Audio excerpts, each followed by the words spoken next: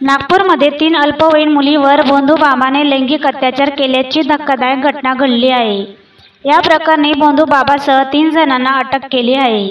पैशाचा पाऊस पाडतो त्यासाठीच्या पूजेसाठी 3 अल्पवयीन मुली लागतील अशी बतावणी करून एका भोंदूबाबाने भयानक कृत्य केले आहे। या भोंदूबाबाने 3 मुलींवर लैंगिक अत्याचार केला आहे। अब्दुल कुरैशी उर्फ कंदील असे आरोपी भोंदूबाबाचे नाव आहे। याने पैशाचा पाऊस पाडतो यासाठी 3 अल्पवयीन मुलीची पूजेसाठी गरज आहे, त्यांना नग्न अवस्थेत बसावे लागेल अशी बतावणी केली। पैशाच्या लालसेपोटी आशू कोचे आणि गायत्री उकरे या नावाच्या पुरुष आणि महिलेने 3 अल्पवयीन मुलींची व्यवस्था केली। काही दिवसापूर्वी गायत्री उकरे यांच्या घरी पूजेचे आयोजन करण्यात आले होते। त्याच ठिकाणी भोंदूबाबाने 3 मुलींना गोंगीचे औषध पाजून 3 मुलींवर बलात्कार केला। पैशाचा पाऊस तर पडला नाही, परंतु 3 मुलींना आपल्यावर बलात्कार झाल्याचे समजले।